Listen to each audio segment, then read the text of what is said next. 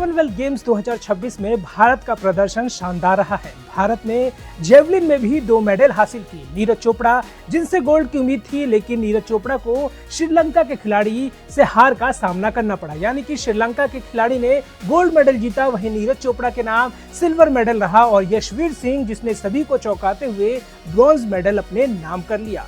बात करें इस कॉमनवेल्थ गेम्स में जेवलिन की, तो जेवलिन में भारत के 3 खिलाड़ी लड़ते हुए दिखे थे। क्वालिफिकेशन में भारत के 3 खिलाड़ियों ने टॉप 12 में अपनी जगह बना ली थी, लेकिन टॉप 12 की राह आसान नहीं थी, क्योंकि भारत के सामने नदीम की चुनौती थी, श्रीलंका के खिलाड़ी रमेश थरंगा की चुनौती थी, क्योंकि रमेश ने इससे पहले भी 92 मीटर के थ्रो से अपनी पहचान बना ली थी और इस बार भी खतरा रमेश थरंगा ही साबित हुए। लेकिन यशवीर का भी प्रदर्शन सबको चौंकाने वाला रहा। यशवीर इससे पहले क्वालिफिकेशन मुकाबले में लगभग 75 के आसपास का थ्रो करके उन्होंने अपनी जगह टॉप 12 में बना ली थी। टॉप 12 में भी उनकी राह आसान नहीं थी। 4 थ्रो काफी खराब गए, लेकिन अंतिम जो थ्रो था उन्होंने सटीक फेंका और लगभग 85 मीटर के आसपास का थ्रो कर उन्होंने ब्रॉन्ज मेडल पर अपनी पकड़ बना ली।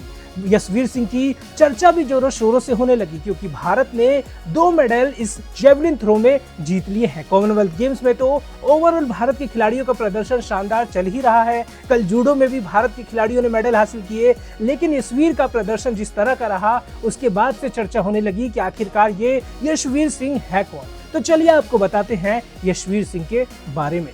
कौन है यशवीर सिंह? यशवीर राजस्थान के जयपुर से ताल्लुक रखते हैं। यशवीर सिंह 24 साल के हैं। उनके पिता नेशनल लेवल के जेवलिन खिलाड़ी रह चुके हैं। अंडर 20 फेडरेशन कप में नीरज चोपड़ा का मीट रिकॉर्ड भी उन्होंने तोड़ा और अब कॉमनवेल्थ गेम्स में यशवीर ने ब्रॉन्ज मेडल जीत लिया है। यशवीर सिंह ने 85.41 मीटर थ्रो कर ये मेडल जीता। आपको बता दें, यशवीर सिंह के पिता जो थे वो भी जेवलिन थ्रो के खिलाड़ी थे। उनका सपना भी देश के लिए मेडल जीतना था, लेकिन कुछ पारिवारिक कारणों की वजह से वो अपने खेल को आगे नहीं ले जा पाए। उन्होंने जो अपना सपना था वो बेटे के जरिए जिया और बेटे ने भी बाप के सपने को पूरा करने के लिए कड़ी मेहनत की और अंत में कॉमनवेल्थ गेम्स में मेडल हासिल कर ही लिया। यशवीर सिंह की कड़ी मेहनत ही थी कि हर बार पिता के साथ वो संघर्ष करते हुए नजर आए।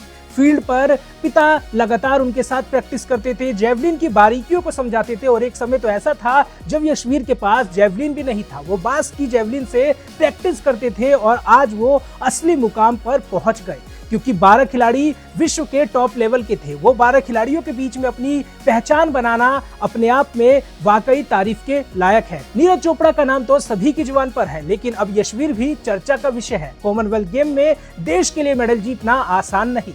बात करें नीरज चोपड़ा और यशवीर के बाद, तो रोहित यादव ने भले ही मेडल जीता ना हो, लेकिन उनका प्रदर्शन भी तारीफ के लायक ही है। इस मंच पर अपने आप को पहुंचाना और देश के लिए लड़ना बड़ी बात होती है। भारत के इन तीनों खिलाड़ियों ने बेहतर प्रदर्शन किया।